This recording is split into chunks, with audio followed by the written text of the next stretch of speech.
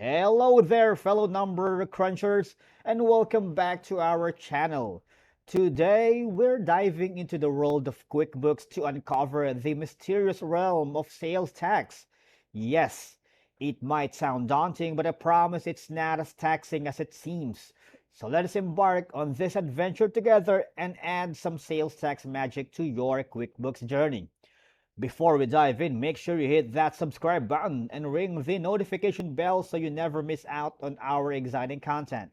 Trust me, you won't want to miss what's coming up. So, first things first, make sure that you are logged into your QuickBooks account. If you're not in the QuickBooks Kingdom yet, you can unlock your account by signing up on the QuickBooks website. It's easy and it's very simple.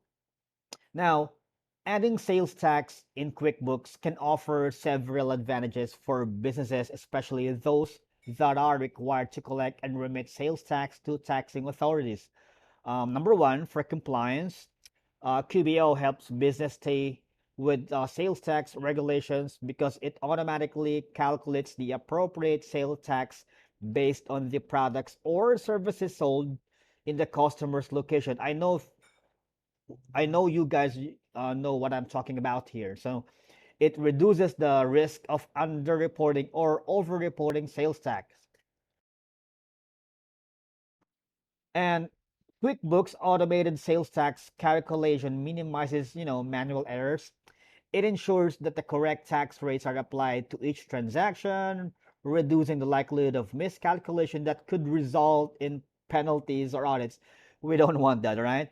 And it saves you time because, as we know, manually calculating and tracking sales tax for each transaction can be time consuming. We have to be honest about here. QBO streamlines that process. It saves times, and let's get right into it. So all you gotta do is, if you can't see the sales tax here, just use the search bar on the upper right hand corner. Just type in sales tax. There you go. Hold up, sorry. There you go. Now for sales tax, all you gotta do is add tax, as simple as that, right? Depends really on which country are you in. So you will be uh you will be given a different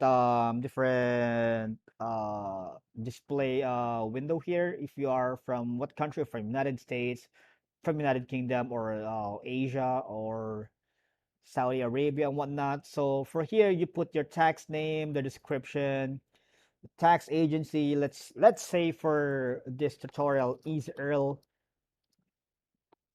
just for the sake of the video, you uh let's say youtube.com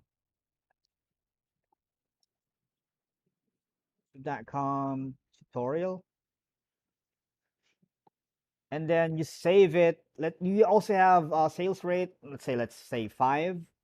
The account type could be a liability or expense. Let's say for now expense, and then not applicable. What about liability? All right, there you go.